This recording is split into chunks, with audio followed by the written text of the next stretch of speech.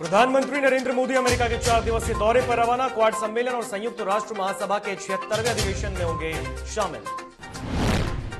मुख्यमंत्री नीतीश कुमार की अध्यक्षता में आज कैबिनेट की बैठक, कई अहम मुद्दों पर होगा फैसला। लोजपा सांसद चिराग पासवान ने मुख्यमंत्री नीतीश कुमार पर साधा निशाना, कहा नीतीश कुमार को बिहार की सत्ता से हटाना बेहद जरूरी। पटना हाईकोर्ट में 27 सितंबर से होगी फिजिकल सुनवाई, कोरोना गाइडलाइन का सख्ती से होगा पालन, सीजेआई ने दी निर्देश।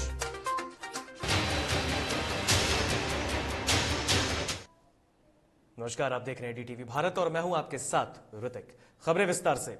प्रधानमंत्री नरेंद्र मोदी आज अमेरिका की यात्रा पर हैं, जहां अमेरिकी राष्ट्रपति जो बाइडेन और उपराष्ट्रपति कमला हैरिस के साथ कई द्विपक्षीय बैठकें वे करने वाले हैं। और इसकी जानकारी विदेश सचिव हर्षवर्धन श्रृंगला ने मंगलवार को दी है। प्रधानमंत्री नरेंद्र मोदी अमेरिका के लिए रवाना भी हो चुके हैं। पीएम मोदी के साथ उच्च स्तरीय प्रतिनिधिमंडल होगा, जिसमें विदेश मंत्री एस जयशंकर, राष्ट्रीय सुरक्षा सलाहकार अजीत डोभाल और वरिष्ठ अधिकारी शामिल होंगे। विदेश सचिव ने कहा कि कार्यक्रम के मुख्य तत्व अमेरिकी नेतृत्व के साथ द्विपक्षीय बैठकें, क्वाड लीडर्स समिट में भागीदारी और संयुक्त राष्ट्र महासभा में संबोधन है। इसके बाद 26 सितंबर को प्रधानमंत्री नरेंद्र मोदी दिल्ली लौटेंगे। तो आपको बता दें, प्रधानमंत्री नरेंद्र मोदी अमेरिका के यात्रा पर हैं। उसके लिए पीएम मोदी दिल्ली से रवाना भी हो चुके हैं। उनके साथ प्रतिनिधिमंडल भी गया है, विदेश मंत्री साथ में है, कोई तमाम प्रदेश आपको बता दें कि आला अधिकारी भी प्रधानमंत्री मोदी के साथ हैं। आप देख सकते हैं पीएम मोदी आज अमेरिका की यात्रा पर निकले हैं। 26 सितंबर को पीएम मोदी बैठक करने के बाद दिल्ली वापस लौटेंगे और उसके बाद वो मीडिया से भी संबोधित करेंगे। तो प्रधानमंत्री नरेंद्र मोदी अमेरिकी दौरे पर हैं और उनके साथ तमाम प्रतिनिधिमंडल अमेरिका गया है। महंत नरेंद्र गिरि की संदिग्ध परिस्थितियों में मौत के बाद आज उनका पोस्टमार्टम किया गया। इसके बाद दोपहर 12 बजे उनको भू समाधि भी दी जाएगी। अखिल भारतीय अखाड़ा परिषद के अध्यक्ष का शव प्रयागराज में संदिग्ध हालत में कमरे में फंदे से लटका मिला। तो वहीं नरेंद्र गिरि मौत मामले में पुलिस ने करीब 12 घंटे तक आनंद गिरि से पूछताछ की है। पुलिस ने आद्या तिवारी, आनंद गिरि को आमने सामने बिठाकर पूछताछ की और इस दौरान सुसाइड नोट, हैंडराइटिंग को लेकर सवाल हुए। आनंद गिरि ने पूछताछ में उसके खिलाफ साजिश होने की बात कही है।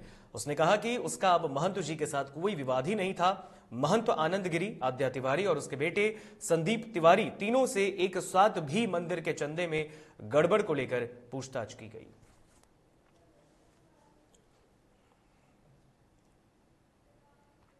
चलिए बढ़ते हुए बिहार की तरफ। बिहार के मुख्यमंत्री नीतीश कुमार आज कैबिनेट की बैठक करने वाले हैं और मुख्यमंत्री सचिवालय संवाद में 4:30 बजे यह बैठक होगी। बैठक में कई एजेंडे पर मुहर लग सकती है।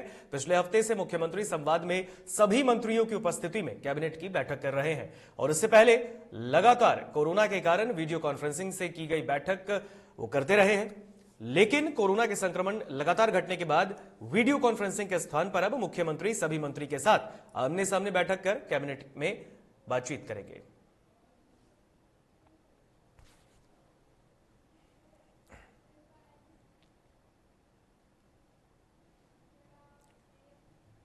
पटना हाईकोर्ट में 27 सितंबर से आमने सामने यानी कि फिजिकल सुनवाई शुरू होगी। 4 दिन फिजिकल तो 1 दिन वर्चुअल कोर्ट होगा। मंगलवार शाम 7 बजे पटना हाईकोर्ट समन्वय समिति और हाईकोर्ट के 3 जजों की एक कमेटी के बीच हुई बैठक के बाद मुख्य न्यायाधीश न्यायमूर्ति संजय करोल ने हफ्ते के 4 दिन फिजिकल तो 1 दिन वर्चुअल कोर्ट शुरू करने की जानकारी दी। उन्होंने कहा कि कोरोना गाइडलाइन का सख्ती के साथ पालन किया जाएगा। किसी भी हाल में लापरवाही सामने आने पर मुख्य न्यायाधीश फिजिकल कोर्ट को बंद कर वर्चुअल कर सकते हैं। गौरतलब है कि मंगलवार को हाईकोर्ट की सुरक्षा कमेटी की एक अहम बैठक का आयोजन किया गया। बैठक में हाईकोर्ट में फिजिकल कोर्ट शुरू करने के बारे में विस्तार से चर्चा की गई।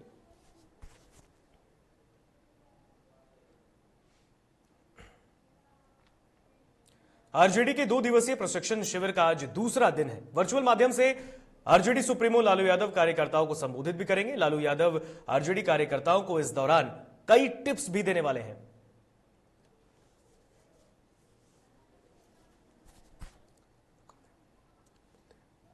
टीज कर दे क्या?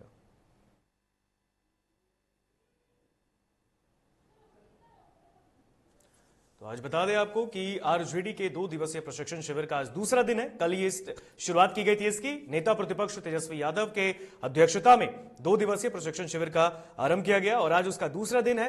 खास बात यह है कि आज आरजेडी के तमाम नेता कार्यकर्ताओं को आरजेडी के सुप्रीमो लालू यादव दिल्ली से वर्चुअली संबोधित करेंगे और उनको कई टिप्स भी दिए जाएंगे।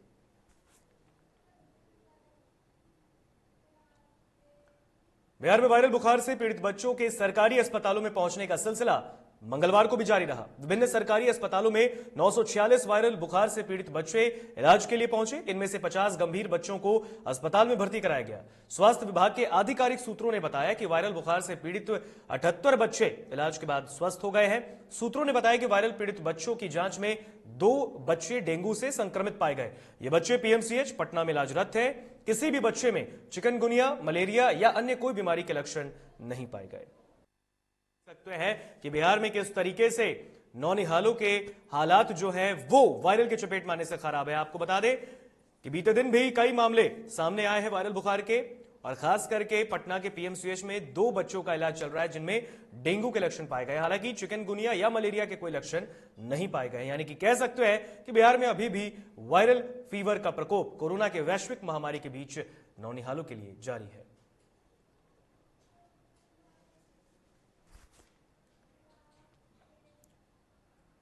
बिहार के स्वास्थ्य मंत्री मंगल पांडे ने राज्य में बढ़ रहे डेंगू के मामले पर बयान दिया है। मंत्री मंगल पांडे का कहना है कि सरकार इस मामले में काफी गंभीर है।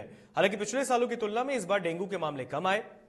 लोगों की मदद और इलाज करने के लिए सरकार काफी गंभीर है। तो वहीं मध्य प्रदेश सरकार द्वारा पाठ्यक्रम में रामायण गीता को शामिल करने पर मंगल पांडे ने कहा है कि इतिहास के पन्नों में सब कुछ मौजूद है जिसे लोगों को जानना चाहिए। इसे पढ़ा जाए तो अच्छा होगा।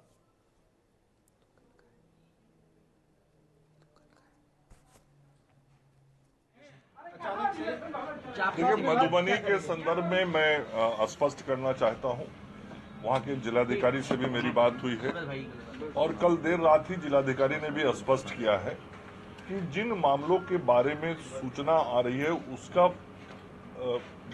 जांच होने के लिए आरटीपीसीआर जांच होने के लिए उन सभी लोगों का गया है। क्रॉस चेक हो रहा है और जब ये क्रॉस चेक का रिजल्ट आज देर शाम तक आएगा तब सही स्थिति स्पष्ट हो जाएगी। स्वास्थ्य विभाग के द्वारा प्रतिदिन जो मरीज प्रतिवेदित होते हैं उसकी सूचना दी जाती है। परसों मधुबनी से 8 की संख्या में प्रतिवेदित हुआ था जो स्वास्थ्य विभाग से डेली शाम को जो हमारे सोशल मीडिया के ट्विटर अकाउंट पे अपडेट होता है उसमें वो जानकारी थी। कल भी 1 मरीज मधुबनी से होने का अपडेट किया गया है। इसके अतिरिक्त जो भी जानकारी आ रही है उसका पूरा क्रॉस वेरिफिकेशन हो रहा है, क्रॉस जांच हो रहा है। उन सारे लोगों के सैंपल्स लिए गए हैं और उनके आरटीपीसीआर टेस्ट की रिपोर्ट आज शाम को आ जाएगा। जो रिपोर्ट आएगा वो मान्य होगा। बिहार में पंचायत चुनाव के लिए मतदान की तारीख अब करीब आ गई है। पंचायत चुनाव के पहले का प्रचार अभियान आज यानी कि बुधवार को थम जाएगा। 24 सितंबर को वोटिंग होगी। मतगणना 26 और 27 सितंबर को होने वाली है। राज्य निर्वाचन आयोग वोटिंग की तैयारियों को अंतिम रूप देने में जुटा है। पहले चरण के मतदान के लिए आज से सुरक्षा कर्मियों और मतदान कर्मियों का भी मूवमेंट शुरू हो जाएगा। पहले चरण में 10 जिलों के 12 प्रखंडों में वोटिंग होगी। कुल 6 पदों ग्राम पंचायत सदस्य, मुखिया, पंचायत समिति सदस्य, जिला परिषद सदस्य, ग्राम कचहरी पंच और सरपंच के पदों के लिए चुनाव हो रहा है। 24 सितंबर पहले चरण में 6 पदों के लिए कुल 15,328 उम्मीदवार मैदान में आमने सामने हैं।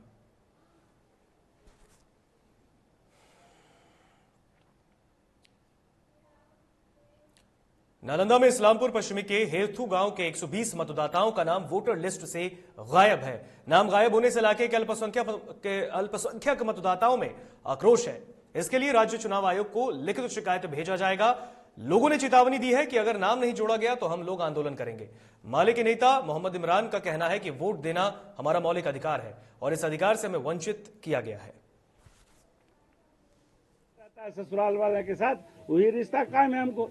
हाँ, मैंने पिछले बार भी लगातार है कि मुस्लिम के मतलब होता है महेंद्र यादव का वोट। लोग ऐसा मानते हैं, इसलिए 125 आदमी का नाम हेरथू में जो सब जिंदा हैं, जो विधानसभा में सब वोट दिए हैं और उसका भी नाम काट दिया गया है। एक तरह से धांधली किया जा रहा है। हम चुनाव आयोग में इस बात को उठाएंगे, तमाम लोग से बात करेंगे। वो लोग भी अपना संघर्ष कर रहे हैं। लेकिन एक बड़ी विचित्र स्थिति यहाँ देख रहे हैं हेरथू गांव में। खासकर अभी हेरथू गांव का वोटर लिस्ट हमारे पास है, जिसको आप भी देखिए। इसमें जीवित लोगों का नाम काट दिया गया है और बड़े पैमाने पर 115 के लगभग ऐसे लोगों का नाम काटा गया है जो जीवित भी हैं और जो गांव में रहते हैं लगातार। चिराग पासवान ने बिहार के मुख्यमंत्री नीतीश कुमार पर निशाना साधा है। उन्होंने कहा कि बिहार के विकास के लिए नीतीश जी का बिहार छोड़ना बेहद जरूरी है। वहीं उन्होंने बिहार के सभी योजनाओं को भ्रष्टाचारी बताया है। मुख्यमंत्री नीतीश पर आरोप लगाते हुए कहा कि वो बिहार को बांटने का काम करते हैं। अगली बार मुख्यमंत्री नीतीश कुमार जी का खाता नहीं खुलने देंगे और इस मुख्यमंत्री का जाना जरूरी है सर। बिहारी युवाओं के आगे बढ़ने के लिए मुख्यमंत्री नीतीश कुमार जी का बिहार से जाना जरूरी है। पानी की टंकियां जगह जगह पे टूटी फटी पड़ी रहती हैं। गली गली के नाम पर इन्होंने लाखों करोड़ों की रिश्वत इन्होंने लेके रखी हुई है ठेकेदारों से। कोई ऐसा काम मुझे बिहार में बता दीजिए जो बिना घूस के होता हो। हर कार्य में घूस घूस रिश्वत, सिर्फ और सिर्फ भ्रष्टाचार।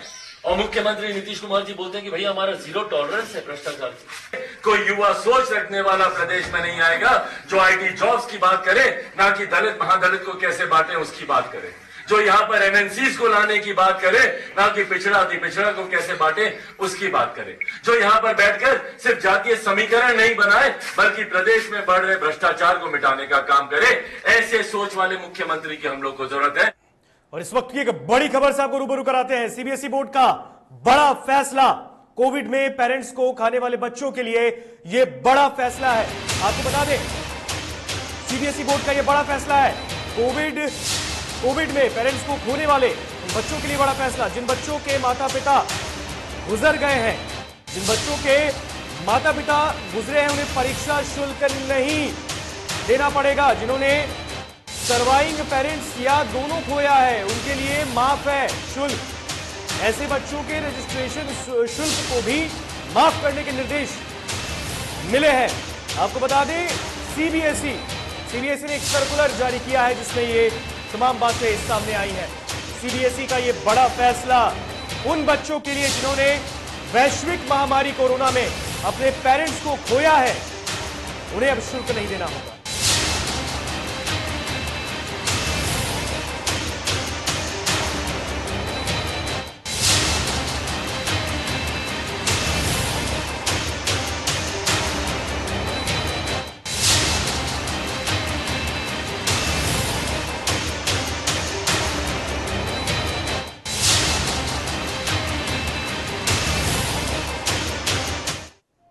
और बिहार के मुख्यमंत्री नीतीश कुमार की मौजूदगी में जदयू से स्वर्गीय तनवीर अख्तर की पत्नी रोजीना नाजिश अख्तर ने बिहार विधान परिषद उपचुनाव के लिए नामांकन दाखिल किया है। जदयू के दिवंगत विधान पार्षद तनवीर अख्तर की पत्नी रोजीना अख्तर ने बिहार विधान परिषद की एक सीट के लिए हो रहे उपचुनाव में जेडीयू के उम्मीदवार के रूप में नामांकन दाखिल किया है।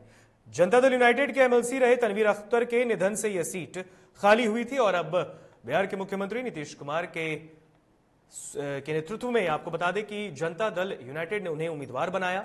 एक उपचुनाव की जो एक सीट खाली है, उनके पति तनवीर अख्तर जो कि जेडीयू के पूर्व एमएलसी रहे, दिवंगत एमएलसी हैं, उनके जाने से यह सीट खाली हुई और अब उनकी पत्नी ने रोजीना नाजिश अख्तर ने इसके लिए नामांकन दाखिल किया है। ये रोजीना नाजिश हैं, उम्मीदवार हुई है जेडीयू की और पूरे एनडीए की। आप सबको मालूम है तनवीर अख्तर साहब एमएलसी थे और उनका निधन हो गया कोरोना के चलते। और उसके मृत्यु के बाद जो चुनाव हुआ उसमें हम सब लोगों ने तय किया उनकी पत्नी इन्हीं को उम्मीदवार बनाया। सब उनके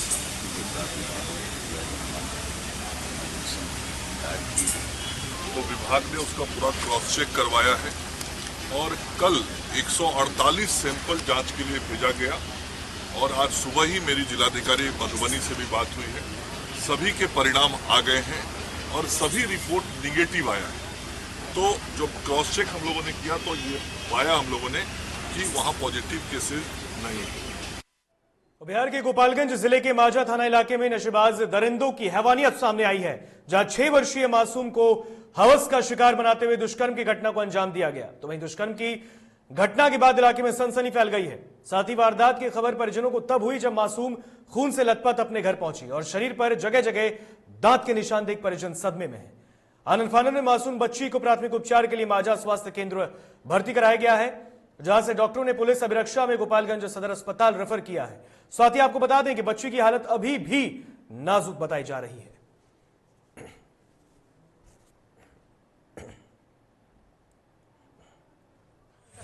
दोनों लड़का दू लड़का बड़ा छन। कितना साल के लड़का बड़ा छन? मतलब 30 साल के आसपास।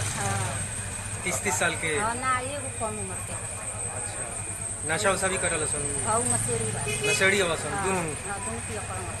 और खाजा के लालच में दे करके कुछ लड़के ले गए हैं, दो लड़के, इसके साथ बलात्कार किया। ये काफी घटना, जितना घटिया कही उतना घटिया है। और मैं जिला प्रशासन को साथ ही साथ ये चेताता हूँ कि अगर अपराधी जल्द से जल्द गिरफ्तार नहीं हुआ तो इसके लिए सड़क से लेकर सदन तक उतरने का। और इस खबर पर अधिक जानकारी के लिए गोपालगंज से संवाददाता प्रदीप फोन लाइन पर जुड़ चुके हैं। प्रदीप, नशेबाज दरिंदों ने एक मासूम को अपनी हैवानियत का शिकार बनाया है। जी ऋतिक, घटना कल शाम 5 बजे के आसपास सामने आई है, जहां दो नशेबाजों ने एक 6 वर्षीय मासूम को खाजा की लालच देकर गन्ने की खेत में जाकर गैंगरेप की घटना को अंजाम दिया है। इस मामले में परिजनों के सूचना पर माजागढ़ पुलिस जो है कि मौके पर पहुंची है और पुलिस अभिरक्षा में 6 वर्षीय मासूम को प्राथमिक उपचार के लिए माजा स्वास्थ्य केंद्र भर्ती कराया गया है, जहां से स्थिति को चिंताजनक देखते हुए डॉक्टरों ने 6 वर्षीय मासूम को सदर अस्पताल गोपालगंज रेफर कर दिया है। हालांकि इस मामले में पुलिस ने त्वरित कार्रवाई करते हुए एक आरोपी को गिरफ्तार कर लिया है। एक आरोपी गिरफ्तार हुआ है, दूसरा कहां है इस वक्त, और क्या पुलिस उसके लिए क्या कर रही है? एक मासूम के साथ एक तो शराब के नशे में, ये प्रशासन के भी दावों की पोल खोलता है। प्रदीप जी ऋतिक, दूसरे के लिए क्या कार्रवाई की जा रही है? प्रदीप, दूसरी के लिए पुलिस की छापेमारी जारी है। हालांकि अभी भी आरोपी पुलिस की पकड़ से बाहर है। पुलिस गिरफ्तारी का दावा कर रही है कि बहुत जल्द गिरफ्तार कर लिया जाएगा, लेकिन अभी भी आरोपी पुलिस की पकड़ से बाहर है। बिल्कुल बिल्कुल प्रदीप, तमाम जानकारी के लिए बहुत बहुत शुक्रिया आपका। तो गोपालगंज में नशेबाज दरिंदों ने खाजा का लालच देकर हैवानियत का ये खेल रचा और एक 6 वर्षीय मासूम को अपने हवस का शिकार बनाया। कहीं ना कहीं प्रशासन के भी दावों की ये पोल खोल रहा है। एक तो नशे में धुत 2 दरिंदों ने दुष्कर्म जैसे महापाप की घटना को अंजाम दिया है और प्रशासन अब तक कार्रवाई कर रही है। कब तक उन दरिंदों को पकड़ा जाएगा, ये आने वाला वक्त बताएगा। दरभंगा के विश्वविद्यालय थाना क्षेत्र में पुलिस ने बड़ी कार्रवाई की है। दरअसल पुलिस ने गश्ती के दौरान भारी मात्रा में शराब बरामद किया है। साथ ही मौके से एक बाइक के साथ व्यक्ति को भी गिरफ्तार किया गया है।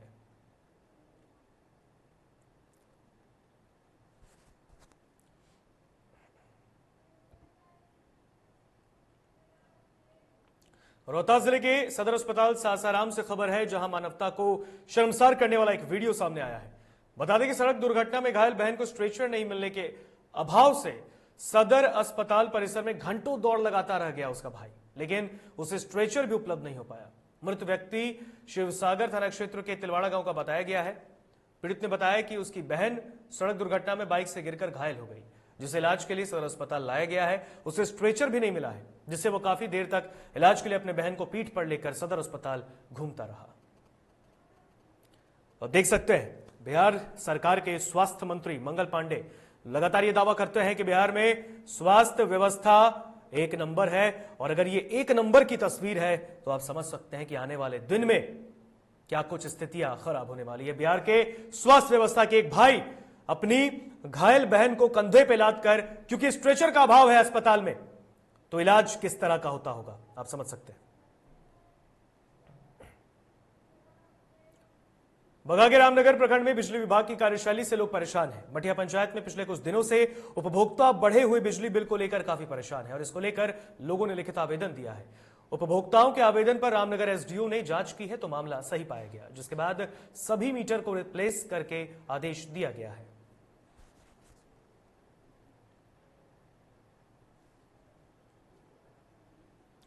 तो बगा में बिजली बिल से लोग काफी ज्यादा परेशान है। आपको बता दें, बगा की खबर है, जहां मटिया पंचायत का यह मामला है बगा के, जहां बिजली बिल से, बढ़ते हुए बिजली बिल से लोग परेशान हैं। हालांकि इस पूरे मामले में एसडीओ ने जांच का आदेश दिया है।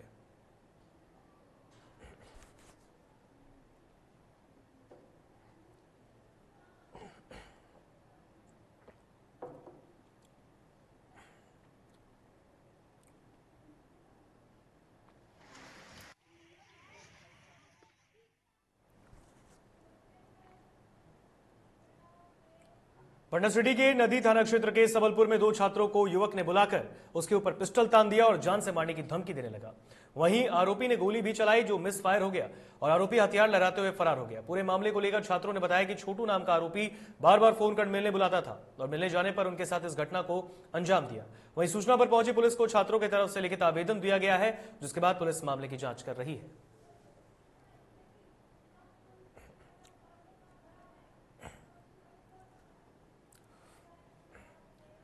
और इस वक्त एक बड़ी खबर से आपको रूबरू कराते हैं। बिहार सरकार के स्वास्थ्य मंत्री मंगल पांडे का बड़ा बयान। मंगल पांडे ने बड़ा बयान दिया है। मधुबनी में बढ़ते कोरोना मामले पर उन्होंने बयान दिया है। सूबे के स्वास्थ्य मंत्री मंगल पांडे का बड़ा बयान। सभी 148 लोगों का टेस्ट कराया गया है। मंगल पांडे का बयान है। इस वक्त की बड़ी खबर, सभी लोगों का रिपोर्ट निगेटिव आया है। ये बयान सूबे के स्वास्थ्य मंत्री मंगल पांडे का है। मधुबनी में कोरोना के बढ़ते मामलों पर उन्होंने ये बयान दिया। उन्होंने कहा है कि 148 लोगों का कोरोना टेस्ट कराया गया है और हालांकि उनकी रिपोर्ट्स जो है वो नेगेटिव आई। तो विभाग ने उसका पूरा क्रॉस चेक करवाया है और कल 148 सैंपल जांच के लिए भेजा गया और आज सुबह ही मेरी जिलाधिकारी मधुबनी से भी बात हुई है। सभी के परिणाम आ गए हैं और सभी रिपोर्ट निगेटिव आया है। तो जब क्रॉस चेक हम लोगों ने किया तो ये पाया हम लोगों ने कि वहां पॉजिटिव केसेस नहीं। फिलहाल बुलेटिन में इतना ही है। मुझे दीजिए इजाजत। देखते रहिए DTV भारत। नमस्कार।